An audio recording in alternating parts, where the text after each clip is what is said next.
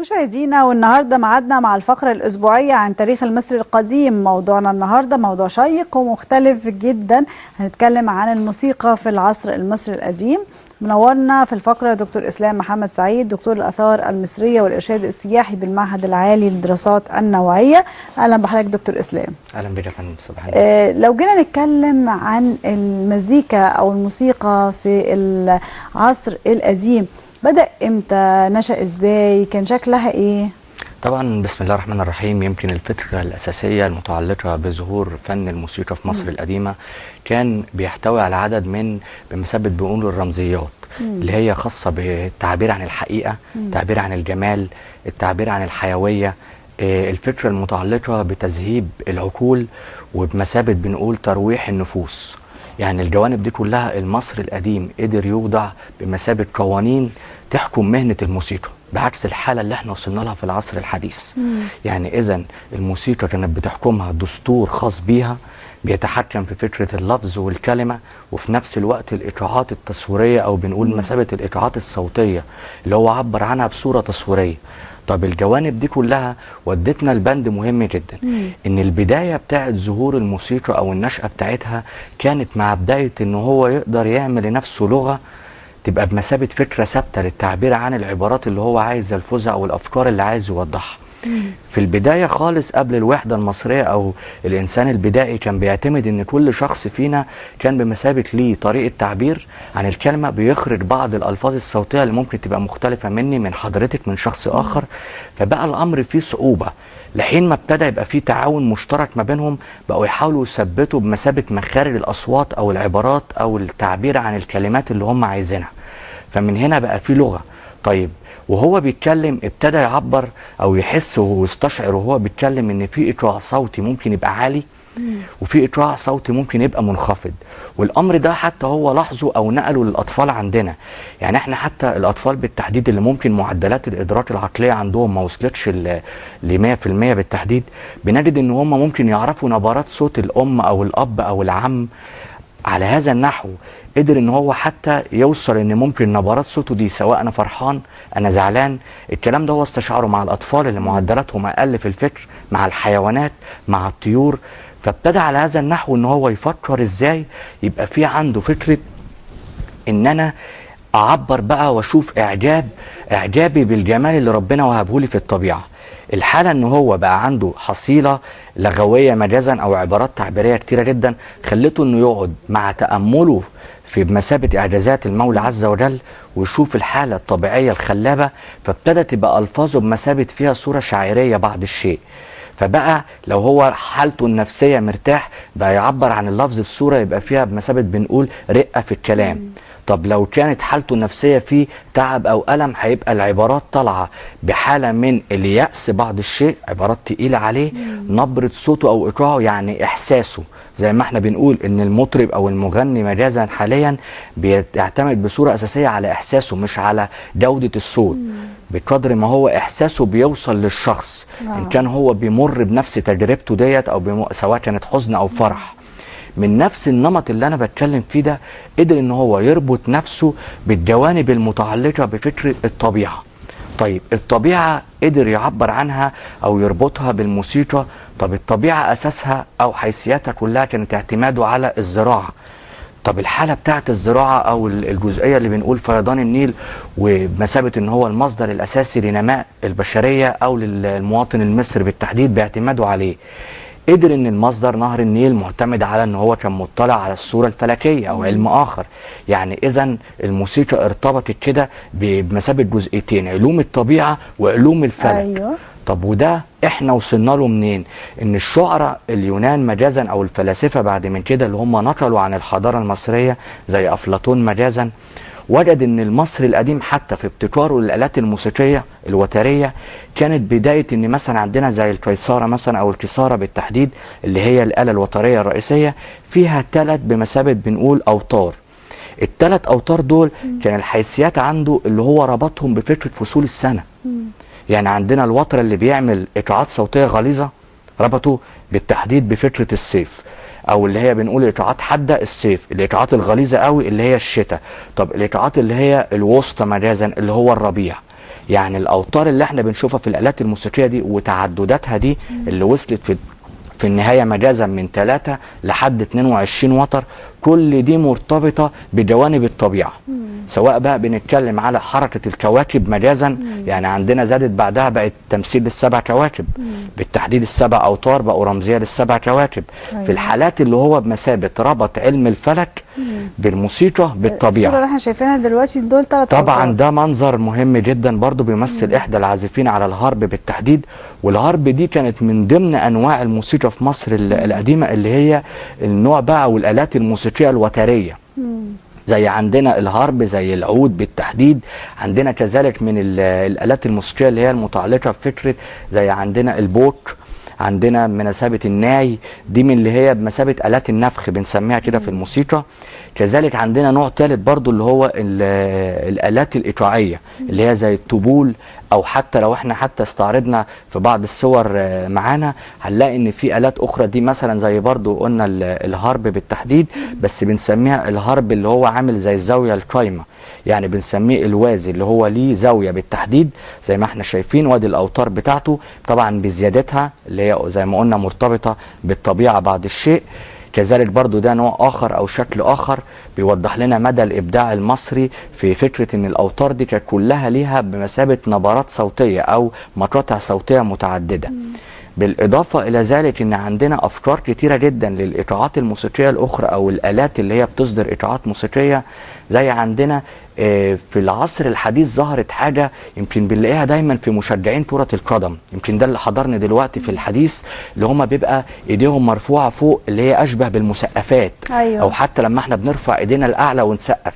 الفكرة دي جت من مصر القديم، اللي هو ابتكر أداة اسمها المسقفات بالتحديد، بتبقى أيادي خشبية أو ملعاد تنتهي بكفوف أيدي أشبه بالأيادي البشرية، دي على اعتبار اللي هي بتصدر إيقاعات صوتية ومن ضمن الآلات الموسيقية الإيقاعية في مصر القديمة. كل ذلك بيوضح لنا ان بداية نشأة الموسيقى او الحالة بتاعتها بالكامل وتدرجها او تطورها بعد من ذلك، طبعا ده من احدى اهم الالات الموسيقية، يكاد يكون من النوادر. ده البوك طبعا اللي بيصدر او من ضمن الات النفخ في مصر القديمة، يعني يمكن ما عصرناش منه غير حوالي 3 قطع. عندنا واحدة بالتحديد 2 عندنا في المتحف المصري وواحدة في متحف اللوفر، كانت صناعته ممزوجة ما بين الذهب، الفضة، البرونز، بجانب قطعة خشبية. وطبعا اشهرهم طبعا الخاص بالملك توت عنخ آمون. الجوانب دي كلها، ودي برضو عندنا اللي هي بمثابة اشبه بالشخليلة دلوقتي او الشخشيخة اللي احنا بنستخدمها للاطفال كلعبة حديثا، اللي هي بتصدر ايقاعات صوتية بتعمل له عنصر التنبيه. دي كانت موجودة في مصر القديمة. عندنا لو استعرضنا حتى بعض الصور الاخرى جوانب متعلقة بآلات موسيقية عديدة جدا. بالإضافة إن إحنا لو رحنا لمحور مهم جدا، يا ترى كان في تعبير عن الإيقاعات الموسيقية بصورة تتشابه مع العصر الحديث؟ في بند خطير جدا هنقوله. أيوة. عندنا بعض في الفترات السابقة طبعا أو بداية انتشار الفن الموسيقي الراقي في مصر القديمة، وفكرة الأشعار وفكرة الجوانب المتعلقة به، إن لما بنلاحظ كده في فترة دخول العرب أو انتشار العرب في الإسلام او دخول الاسلام في فتره العرب، بنجد ان في بعض الاشعار اللي هي بتبقى بتهذب النفس او ليها شؤون اجتماعيه. شخص بيعزف على ربابه نفترض وبيبتدي يروي قصص، القصص دي بتصحي الضماير. طب الافكار دي المصري القديم كان كل محور اغانيه متعلقه بمبادئ اجتماعيه. مش اقصد مبادئ اجتماعيه كلها بتخلي تحسن السلوك فقط، لا، ممكن يبقى في جوانب بتضفي جانب من المرح على الانسان، سواء هو بيشعر بحاله رومانسيه تجاه حبيبته نفترض، او حتى ان هو ممكن يكون مستاء من ظاهره اجتماعيه بيحاول يحسن الظاهره الاجتماعيه. يعني كان في فكره لكلمات الاغاني في مصر القديم، مع ان دخل عليها جزئيه التعبير بالاحساس زي ما قلنا في الايقاعات او النبرات، سواء ببقى فيه ضغينه او في ليونه بعض الشيء. ده برضو بيودينا الجانب اخر ان كان في اغاني او اناشيد متعلقه بالطقوس الدينيه في مصر القديمه، ودي كانت مهمه جدا برضو، اللي هي بتضفي جانب من التجلي للاله عز وجل ببعض المتون او التراتيل المختلفه. ولكن النقطه اللي انا ذكرتها ان فكره لما كان المغني او المطرب بيجي يعبر عن ايقاعاته الصوتيه علشان صوته يبقى عالي بعض الشيء او يوصل بطريقه فيها يبقى صاخب وفي نفس الوقت يبقى واضح. كان في مصر القديمة بيحط ايده اليسرى بالتحديد ناحية أذنه، زي ما احنا بنشوف في المقرئين بتوع القرآن أو حتى بعض المطربين اللي هو بيبقى بيدندن بعض الشيء وبيقرب ايده من فكه أو من الخد هنا بالتحديد. نفس المنظر ده اللي اوريدي ده إيقاع احنا بنشوفه في المطربين حتى المقرئين حتى اللحظة ديت بالتحديد، موجود في احدى المقابر اللي موجوده في بني حسن في المنيا. ودي حاله مهمه جدا، يعني الايقاع اللي احنا وصلنا ليه اللي هو بيعبر عن الصوت يوصل بصوره دقيقه جدا كان اساسه مصري قديم. طيب ماذا عن فكره مجازا الاوركسترا او الفرقه الموسيقيه بالكامل؟ يا ترى كانت بتتكون من ايه؟ او هل مقتصره ممارسه مهنه الموسيقى على اشخاص معينه من عدمه، ولا كان الامر مباح زي اللي احنا بنشوفه للاسف الشديد في مجتمعنا الحالي؟ طبعا كان في اشبه بهيئه مختصه زي نقابه الموسيقيين مجازا، مختصه بفكره ان الشخص اللي هيمتهن مهنه الموسيقى دي لازم يبقى ضمن الكهنوت المصري، ولازم يلتزم بالقوانين اللي هي زي ما قلت مبادئ اجتماعيه، مبادئ دينيه. يعني انت لو هتبتدي تشتغل مهنه المطرب او المغني لازم تبقى منصاع لنفس المبادئ دي. أيوة. من النحو ده ما اقتصرش الامر على رجال وسيدات، لا، الاثنين كانوا بيشاركوا فكره الفرقه الموسيقيه، سواء بنلاقي رجل مع رجل او رجل مع امراه او امراتين او 3 سيدات او رجلين، بالاضافه ان احنا كنا بنلاقي بمثابه المايسترو. ده كان موجود في مصر القديمه، اللي هو بمثابه بيظهر بوجهين، لا اما بمثابه يبقى كورال معاهم او ان هو ظهر لنا ببعض المشاهد بيشاور لهم بفكره فرقعه الصباع، نفس اللي انا عملته ده، اللي هو يديله اشاره او يرفع ايده، او في نفس الوقت ان هو يخبط على رجله على اعتبار ان هو بيديهم اشارات يقدروا ان هم يتعاملوا. زي ما بنشوف المايسترو ده بيبقى متحمس جدا اثناء الاغنيه بالتحديد وبيندمج مع الاوركسترا اللي هي بتعزف. ده كله مصري قديم. كل الجوانب اللي انا بتكلم فيها دي اللي انتقلت للفن الموسيقي في الحضاره المصريه من الحضاره المصريه القديمه للعصر الحديث ومن ثم للغرب كان اساسه مصري قديم. والنقطة اللطيفة في الحديث اللي ممكن أقولها إن كان بيشترط إن الزوجة أو السيدة اللي هتتزوج بالتحديد من شخص من ضمن المستلزمات اللي هي تبقى بمثابة الجهاز بتاع بعض الشيء إن هي تحضر بمثابة آلة موسيقية، على اعتبار إن هي يعني دي حاجة من الأساسيات في الزواج في تجهيزات البيت، على اعتبار إن هي تروح عن نفس الزوج طبعا وتبقى بمثابة عندها موهبة. دليل قد إيه إن هي الموسيقى كانت بالنسبة لهم مهمة. طبعا لانها مهمه، ان هي بتطفي جو زي ما انا قلت، ان هي بتريح النفس. لذلك بنلاقي ان المصري القديم يعني عبر بالموسيقى دي ان هي بتخرج احاسيسه، زي ما الشخص بيكون بيمر باي حاجه نفسيه بيلجأ لبعض مش اقصد الموسيقى بالمعنى، بيلجأ ان هو يسمع الكلمات اللي هي تخفف عنه او تنفس عنه الضغينه اللي موجوده فيه، سواء زي ما بنقول ما بقارنش ما اقصدش نسبيا كده، ولكن لما بنسمع للقرآن او حتى بنقرأ في المتون اللي هي بتاعت الديانات السماويه الاخرى بنحاول ان احنا بنرتاح نفسيا، نتاج ان انت بتلفظ بعض العبارات، لان الكلمه نفسها زي ما احنا بنشوف ان الكلمة بالتحديد كانت مهمة جدا، وان اللفظ الكلمة ده ممكن ان هو ينشئ انسان وممكن يهدم انسان. الكلمة كانت بتبقى بمثابة ممزوجة بطاقة سحرية بتؤثر في النفس. يعني انا لو قلت كلمة طيبة لحد هخلي ان هو حتى لو انا بجامله هو نفسه من داخله هيبتدي يرتاح بصورة كبيرة جدا. طب ما بالك ان انا لما اقرا الكلمة دي او ارددها بعض الشيء هرتاح نفسيا، هحس ان انا بمثابه ان في عون ليا، العون ده ممكن يخرج مثابه الالم اللي انا بعاني منه، او بمثابه اللي هو يدفع عليا جانب من البهجه او الفرحه. كل الامور اللي انا بوصفها دي كانت عوامل مساعده في نجاح المجتمع المصري وتطوره ومن ثم استقامته بصوره اظهرت مبادئ متعدده خلت ان فعلا لما هو يبقى فيه اعتزاز بحضارته كانش من فراغ. لو جينا نتكلم على الأغاني، هل الأغاني كانت متنوعة بين وطني وعاطفي ولا كان شكلها إيه وكان في أشعار؟ طبعا دي نقطة مهمة جدا، لأن من نفس النحو اللي أنا بتحدث فيه بالتحديد إن عندنا فكرة الأغاني أو المواضع بتاعتها في مصر القديمة كانت بتنقسم لجزئين بالتحديد. جزء زي ما احنا قلنا اللي هو المتعلق بفكرة الجوانب الدينية بعض الشيء، والجزء الآخر اللي هو المتعلق بفكرة الأغاني الاجتماعية. طيب ده بمثابة كان بيساعد او عامل داعم بصورة كبيرة جدا في مصر القديمة؟ لان هو كان زي ما قلت بيصحي الضماير. بمعنى ايه؟ ان عندنا مصر مرت بمشاكل كبيرة جدا في فترة كانت هي السبب الرئيسي في بمثابة الظلام الدامس اللي عاشت فيه، ودي كانت فترة الثورة الاجتماعية او عصر الانتقال الاول بعد نهاية الدولة القديمة. النجاح اللي مصر وصلت له بعد من ذلك فكرة المبادئ الدينية او حتى بنقول المبادئ الاجتماعية او التشييد والمعمار الشامخ بصورة كبيرة بعد من ذلك، كان نتاج فكرة الاشعار وبمثابة الاناشيد والافكار اللي كانت مليئة بالمواعظ. مش معنى اللي انا بذكره ده ان كل الاغاني كانت فيها مواعظ اجتماعية، ولكن فكرة زي ما بنقول كده ان هم قدروا يخرجوا فلسفة تعبيرية. يعني الاغاني ما كانتش بتتعمل اغاني بس ان هي بتطفي بهجة بدون ما يكون الكلمة لها معنى اطلاقا. هي حاجتين، هي لو ما اضافتلكش وحاولت ان هي تساعدك على ان انت تتحول كانسان، يبقى عندك سلوك سامي بعض الشيء، فكرة ان انت تبقى اكتر ليونة، ما تبقاش قاسي في الطبيعة بتاعتك. يعني كل اللي انا بتكلم فيه ده اللي هي فكرة الرحمة، او دي كلها اوريدي مبادئ دينية. يعني احنا لو تعمقنا في الاديان السماوية الثلاثة هنجد ان كل المبادئ اللي احنا بنذكرها سواء التعاون او حتى الحب او فكرة الرحمة والمودة، كل الامور دي هو عبر عنها بشكل ديني في بعض الاناشيد، وعبر عنها بشكل اخر اللي هو فكرة ايه؟ بساطة المعنى على حسب ما هو عايز يوصله.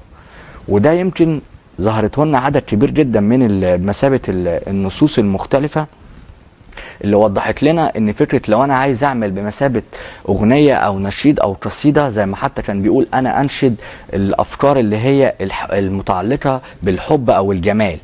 والتعبير اللي هو كان بيقصده ده ان ما يقصدش الحب بمعنى ان شخص بس بيكن كل عاطفة جياشة للشخصية قدامه نفترض، لا، كان الحب ان هو ازاي يخلي المجتمع يبقى فيه تواصل، يبقى فيه احتضان، يبقى بمثابة زي ما احنا بنشوف في تحولات يمكن لابد ان احنا نذكر الايجابيات فيها في العصر الحديث. عندنا في بعض الفنانين اللي هم ابتدوا يعملوا شبه اغاني اجتماعية، منهم اللي ممكن اغاني بمثابة ان هي بتحاول يعني تنقد الظواهر السلبية وتحاول تحسنها بعض الشيء، وفي اغاني بقت اجتماعية ان ممكن تتقال للام، تتقال للحبيبة، تتقال للاخت، تتقال للاخ، يعني فيها الروح دي. الحالة اللي احنا وصلنا لها دلوقتي دي يا ريت اتمنى ان هي تفضل مستمره، زي ما بنشوف الاغاني دايما اللي بتتعمل عشان تبقى واضحه للمشاهد في رمضان في الغالب، اللي هي بتطفي جو اسري او عائلي. ده ممكن يبقى متداول في كل حياتنا، لان ده الاساس الراهن اللي انا عايز انجح في حياتي، عايز الحياه تفضل فيها عنصر بمثابه فيه موده. فده المصري القديم جدنا الكبير هو اللي وضعه. يمكن احنا دلوقتي لو بنعمله عشان عايزين نعمل نمط جديد، موسيقى جديد، فكره جديده، حد مثلا بيحاول يطرحها. طب لو هو رجع لجذوره وفكر فيها بصورة كبيرة هيطلع أفضل من كده مليون مرة كمان. صحيح. لو جينا نتكلم عن الاستعراضات في الحياة القديمة، الحياة المصرية القديمة كان شكلها إيه؟ ده برضو فن مهم جدا اللي هو مجازا ممكن نعتبره الفن الملازم لفكرة الرقص. الموسيقى هو فن الرقص. يعني فن الرقص ده بالتحديد كانت حيثياته بتطفو زي ما انا قلت كده في احدى العبارات اللي هي بمثابه توضح ان الحاله المزاجيه للشخص المصري هاديه بعض الشيء. طب ده شفناه منين او استعرضناه منين؟ ان الايقاعات اللي هي المتعلقه بالرقص في مصر القديمه كان في جوانب ممكن دينيه فيها وفي جوانب تانية ترويحيه. طب الجوانب الدينيه كانت يحققها لايه؟ اللي هي اشبه بفكره الثناء او الشكر لله عز وجل. ان هو حتى لو بنلاحظ الخطوات بتاعته في الاستعراض كان بيعمل بمثابه ان اطراف ايده او رجله بيبقى فيها بعد مسافات. طب زي فن الباليه مجازا اللي هو بيبقى ثابت، محتاج ان حد يبقى عنده ايه؟ صبر وليونه وهدوء نفسي قوي.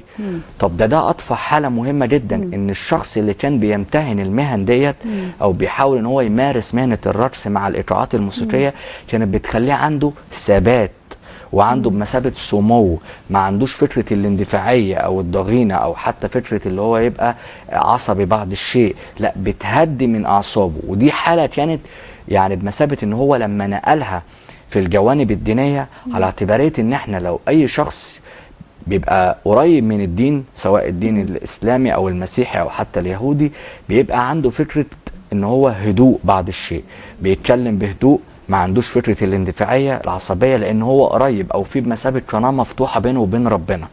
الحاله دي المصري القديم عبر عنها في الايقاعات الموسيقيه مع حركه الرقص بتاعته، ان هو هادي نسبيا، وكل الايقاعات دي ان هو عايز يقولك ان انا طاير من الفرحه مجازا. زي ما احنا بنقول ان اللي بيفرح بيرقص، بنقولها كده ان هو من كتر الفرحه قام يرقص مجازا، على اعتبار ان هو ايه، حاسس ان هو في حيويه ونشاط. لذلك الموسيقى كانت دورها الرئيسي او الفن اللي هو مرتبط بيها اللي هو الرقص بالتحديد، كان بيلعب دور محوري في فكره تذهيب النفس البشريه واعطائها كل مبادئ الطاقه الكامنه اللي بتمكنها ان ازاي تدير شؤون حياتها بصوره مستقيمه. دي يمكن الحيثيات اللي ممكن نقولها كاستعراضات، ولقينا ايقاعات طبعا كتيره جدا لجوانب متعلقه بالاستعراض، سواء وجود الرجال او النساء، يعني ما كانش مقتصر بس على السيدات فقط لا غير، ولكن كان على الفئتين بالتحديد، لان زي ما قلت ان هو ليه مغزى اخر، مش المغزى اللي هو السلبي او السيء بعض الشيء، اللي هو طبعا للاسف انحدر في العصر الحديث زي ما الموسيقى تراجعت بعض الشيء، ولكن نامل في القادم ان الامرين يبقى بمثابه ان هم بيرجعوا لجذور الحضاره المصريه القديمه.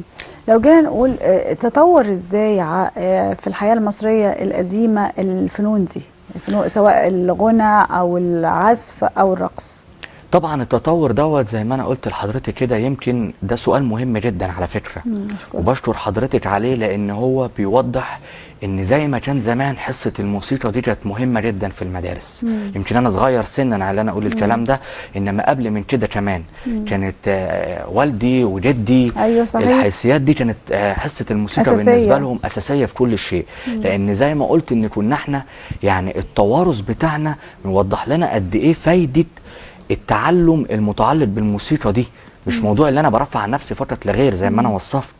طب المصري القديم جدنا الكبير برضو كان هو اللي واضع الحالة دي بالفعل، ان الطفل المصري بعد ما كان بيجتاز 10 سنوات بالتحديد كان بيبقى فيه التحاق خاص بيه او بمثابة يعني مدرسة تفصيلية متعلقة بالموسيقى بيتدرب فيها لو هو عايز يمتهن المهنة دي.